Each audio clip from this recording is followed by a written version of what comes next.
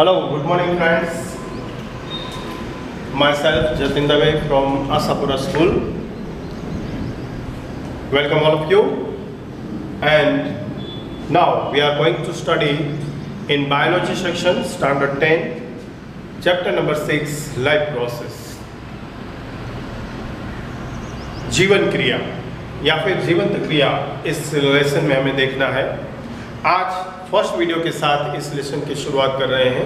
आज हम बात करेंगे दो टॉपिक पर, जिसमें मेन फर्स्ट वीडियो के साथ जो टॉपिक रिलेटेड रहेगा वो है what are the life process and introduction of the lesson, और इसके बाद जो सेकंड वीडियो आपके लिए रिप्रेजेंट करेंगे इसका टॉपिक होगा न्यूट्रिशन। ओके, तो स्टार्ट करते हैं आज का वीडियो।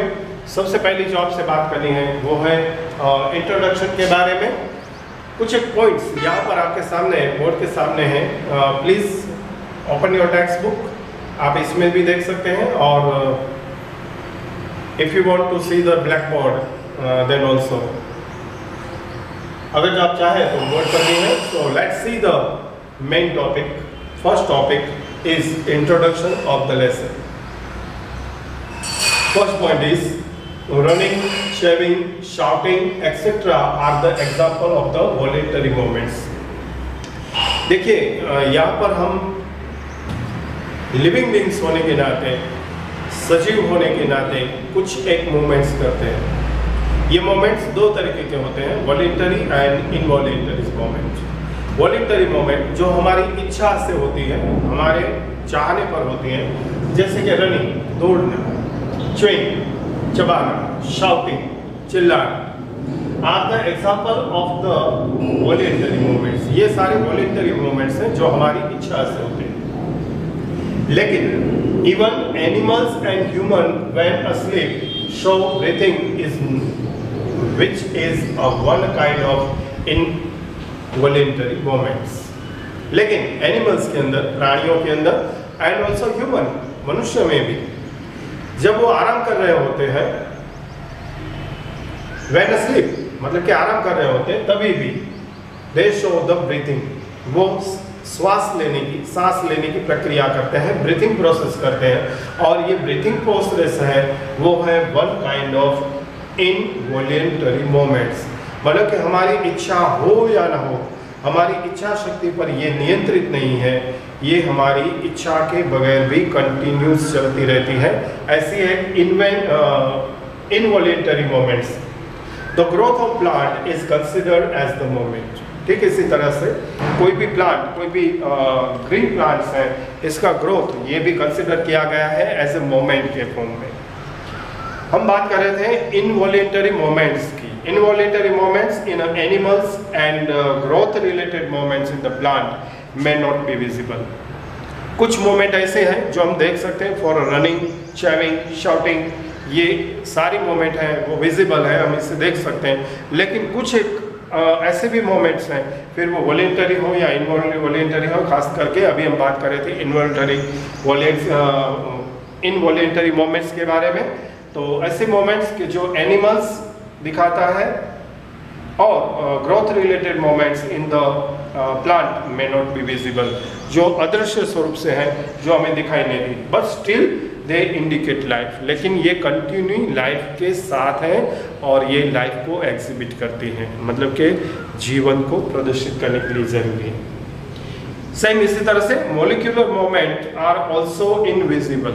हमारे बॉडी के अंदर, सेल के अंदर जो मॉलिक्यूलर मूवमेंट्स होता है, आणवीय जो परिवर्तन होता है या आणवीय जो प्रक्रियाएं होती है, ये प्रक्रिया भी ऐसी है जो हमें बाहर से नहीं दिखाई देती, इनविजिबल होती है, which still keep the bodies alive, जिसके कारण हम लोग जीवंत हैं, हम सजीव हैं। So using visible movement as the defining characters of the life is not enough. तो ये सारी चर्चा जो आपके सामने रखी, voluntary and non voluntary movement के हिसाब से, visible and non visible movement के हिसाब से, इसके कहने का तात्पर्य ये है कि कुछ विजिबल मूवमेंट जो हमें दिखाई देती है, सिर्फ उससे डिफाइनिंग करना कैरेक्टर ऑफ लाइफ को, ये पूर्णता नहीं है, ये अपने आप में इनफ नहीं है। Okay, so living organisms are made up of the sales and tissue. दूसरी बात, लिविंग ऑर्गेनिज्म है वो सेल से बना हुआ है, सेल से मेड अप हुआ है tissue, and due to natural wear and tear the order lines of the structure of the body may be lost. कुदरत का नियम है वेयर एंड टेयर। जिस चीज़ का इस्तेमाल करते हो, जिस वस्तु का इस्तेमाल करते हो वो फट जाती है, टूट जाती है। इसे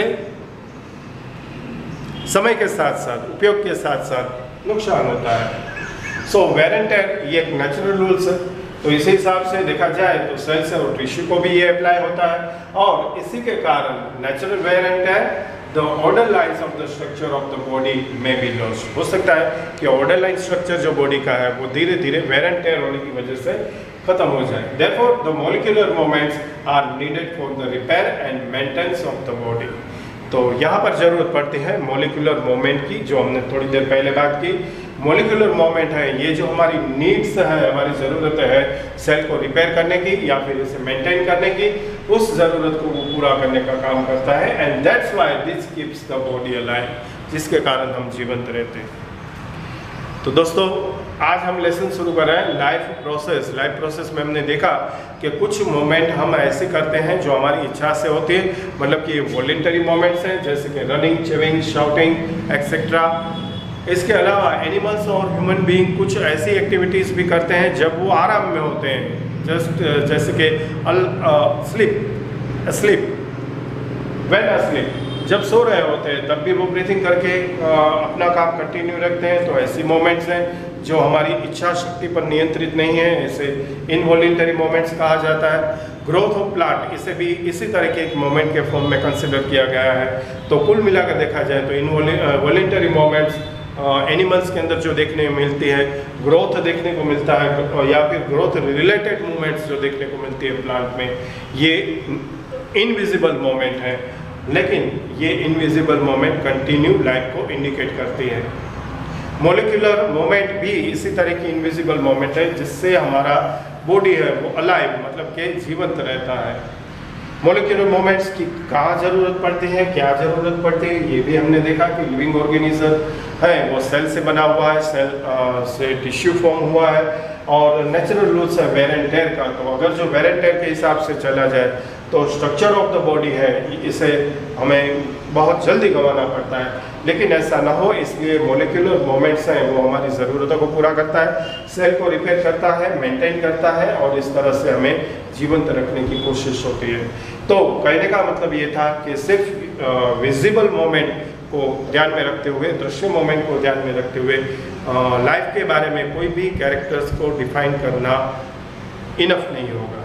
ओके, अब हम चलते हैं यहाँ से इंट्रोडक्शन खत्म करके पॉइंट नंबर 1 की तरफ, और ये है what are the life process. तो लाइफ प्रोसेस आखिर है क्या? सबसे पहले इसकी डेफिनेशन देखेंगे। The main process that are carried out by all the living organism.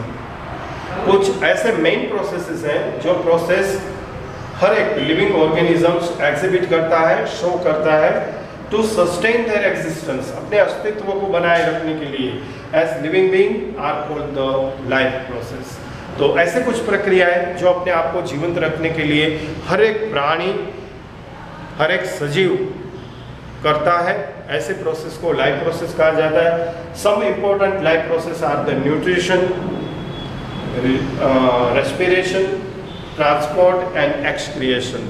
ऐसे कुछ प्रक्रिया है जिसमें सबसे पहली जो प्रक्रिया है वो है न्यूट्रिशन। अच्छा, न्यूट्रिशन क्या है? The process to transfer a source of energy is called the nutrition. मतलब कि सोर्स ऑफ एनर्जी जो है जिससे हमें एनर्जी मिलती है, ऐसी चीज़ों का ट्रांसपोर्टेशन करना, ऐसी चीज़ों को ट्रांसफर करने की प्रोसेस, यह है nutrition process. For example, food from outside the body of the organism to the inside is commonly called the nutrition। Simply बात है, food from outside the body, जो हमारे बॉडी के बाहर की तरफ कोई भी खुराक है, कोई भी खाना है, to the inside the commonly is called nutrition. इसे हमारे शरीर के अंदर लाना, एनर्जी प्रोवाइड करने के लिए, एनर्जी ऑब्टेन करने के लिए, यह है nutrition. Most of the food sources are carbon based and depending on the complexity of such a sources, different organisms can use different kinds of the nutrition process. Generally जो देखा जाए तो generally most of the food sources हैं ये carbon based food sources हैं, और इसे लेने के तरीके भी अलग अलग हैं। डिफरेंट एग्जाम्पल हमें देखने मिलते हैं डिफरेंट ऑर्गेनिजम्स में, और न्यूट्रिशन ऑब्टेन करने के लिए अलग अलग तरीके की न्यूट्रिशन प्रोसेस देखने को मिलती है। अच्छा, दूसरी प्रक्रिया है respiration, a process of the breakdown of the food source to provide the energy for the various biological activity is called the respiration. Respiration through मतलब कि सांस लेने की प्रक्रिया के द्वारा ब्रेक डाउन करते हैं हम फूड सोर्सेज को, इसे डिकम्पोज करते हुए छोटे हिस्से में डिवाइड करते हैं और इसमें से हम एनर्जी ऑब्टेनिंग करते हैं। ये एक बायोलॉजिकल प्रोसेस है जिस प्रोसेस को रेस्पिरेशन कहा जाता है। And by this carbon based food source broken and convert into uniform source of the energy. जहां कार्बन बेस्ड फूड जो हमने ऑब्टेनिंग किया था एनर्जी प्रोवाइड के लिए, इसे ब्रेक डाउन किया जाता है और इसे कन्वर्ट किया जाता है यूनिफॉर्म एनर्जी सोर्सेस में। For example ATP full form है एडिनोसाइन ट्राइफॉस्फेट। अच्छी तरह से याद रखिएगा, ATP that means adenosine triphosphate. Most of the organism use oxygen for this, called the aerobic organism, whereas some can do this in absence of the oxygen, called the anaerobic oxygen. तो respiration के हिसाब से the presence of the oxygen and absence of the oxygen के हिसाब से living organisms को दो part में डिवाइड किया जाता है। एक पार्ट ऐसा है लिविंग ऑर्गेनिज्म का जिसे रेस्पिरेशन के लिए present of the oxygen necessary है, एसेंशियल है। ऐसे लिविंग ऑर्गेनिज्म को एरोबिक ऑर्गेनिज्म कहा जाता है। और दूसरा जो एब्सेंस ऑफ ऑक्सीजन, ऑक्सीजन की गैरहाजिरी में रेस्पिरेशन प्रोसेस एग्जिबिट करता है, ऐसे को एनारोबिक ऑर्गेनिजम्स के नाम से जाना जाता है। तीसरी बात कर रहे हैं ट्रांसपोर्ट के बारे में। In the case of the single cell organism, unicellular की अगर जो बात करें, no specific organ for taking the food, उसके लिए फूड ऑब्टेन करने के लिए कोई स्पेसिफिक ऑर्गन्स उसके पास नहीं है। एक्सचेंज ऑफ गैसेस और रिमूवल वेस्ट, ना तो उसके पास एक्सक्रिएशन को रिमूव करने के लिए ना फिर गैस एक्सचेंज के लिए कोई एक्स्ट्रा सेल्स अवेलेबल है, because the entire surface of the organism is in the contact with the environment. क्योंकि उसकी जो बाहर की एंटायर सरफेस है वो पूरा एनवायरनमेंट के साथ अटैच हुई होती है और इसी से वो सारी प्रोसेस को करता है। But multi cellular organisms, all the cell may be not direct contact with the surrounding environment. लेकिन मल्टी सेल्यूलर ऑर्गेनिज्म में ऐसा पॉसिबल नहीं है। हर एक सेल है वो डायरेक्ट थ्रूली एनवायरनमेंट के साथ कनेक्टेड नहीं है। Simple diffusion will not meet the requirement of all the cell. हर एक सेल की जरूरत है, उसे डिफ्यूजन थ्रू कंप्लीट नहीं किया जा सकता। Transport of the food and oxygen to all the cells of the body and waste collect from the cell of the excrete them, special transportation system required। तो multicellular organisms के लिए gas exchange करने के लिए, मतलब कि oxygen supply करने के लिए, और एक्सक्रिएशन के फॉर्म में कार्बन डाइऑक्साइड को बाहर निकालने के लिए, और साथ में फूड हर एक सेल तक रिक्वायरमेंट के हिसाब से पहुंचाने के लिए यहाँ पर एक खास प्रकार की सिस्टम डेवलप की जाती है और उस सिस्टम को स्पेशली ट्रांसपोर्टेशन सिस्टम की ज़रूरत पड़ती है। प्लांट के अंदर फैलम और जेलम टिश्यू है और एनिमल के अंदर ब्लड सर्कुलेटरी सिस्टम है जो ट्रांसपोर्टेशन के साथ रिलेटेड है। आखिरी बात कर रहे हैं एक्सक्रिएशन के बारे में। Nitrogenous metallic waste are describe from the body by this process. तो एक्सक्रिएशन प्रोसेस में जो नाइट्रोजनस मेटाबॉलिक वेस्ट क्रिएट होती है उसे बॉडी से डिस्पोज करने के बाद, इसे बॉडी से रिमूव करने के बाद एक्सक्रिएशन में आती है। Unicellular organisms remove waste by the simple diffusion from the body surface. जैसा कि हमने कहा कि ये उसका जो आउटर सरफेस है यूनिसेल्युलर ऑर्गेनिज्म का, वो थ्रूली एनवायरनमेंट के साथ अटैच है, तो वो सीधा ही वेस्ट को रिमूव करने के लिए सिंपल डिफ्यूजन का यूज करते हुए बॉडी सरफेस से बाहर इसे रिमूव कर सकता है। लेकिन मल्टी सेल्यूलर ऑर्गेनिज्म में स्पेशल टिश्यू फॉर्म की जाती हैं, ऑर्गन्स फॉर्म किए जाते हैं और सिस्टम डिजाइन होती है जिसकी मदद से एक्सक्रिएशन होता है। सो डियर फ्रेंड, ये था हमारा फर्स्ट क्वेश्चन और first point, what are the life process. तो कॉमनली जो भी लिविंग बीइंग्स अपनी लाइफ को एग्जिस्टेंस के लिए, अपने लाइफ के सस्टेन देयर एग्जिस्टेंस के लिए जरूरी प्रोसेस एग्जिबिट करता है, उस प्रोसेस को लाइफ प्रोसेस कहा जाता है। हमने शॉर्ट में ऐसी कुछ 3 या 4 लाइफ प्रोसेस के बारे में देखा। Nutrition, respiration, transportation and excretion are this type of process. तो ये था हमारा पहला वीडियो जो इंट्रोडक्शन वीडियो था। I hope so you understand very well and you interested in the particular lesson. इस वीडियो से आपको इस लेसन में इंटरेस्ट बनेगा। नेक्स्ट वीडियो से हम पर्टिकुलर एग्जाम ओरिएंटेड टॉपिक्स की भी बात करते जाएंगे और इस लेसन से रिलेटेड टॉपिक की बात करते जाएंगे।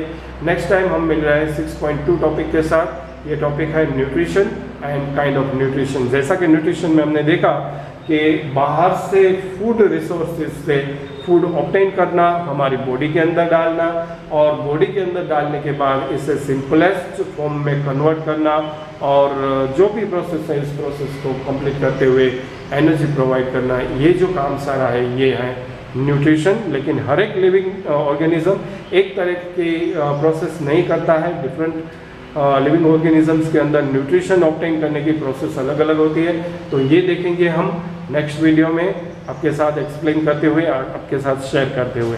तब तक के लिए थैंक यू एंड बाय। इस लेसन को रीड करते रहिए और अपना इंटरेस्ट बनाइए। ये बहुत इंपॉर्टेंट और बहुत ही यूजफुल लेसन है। तब तक के लिए थैंक यू एंड बाय।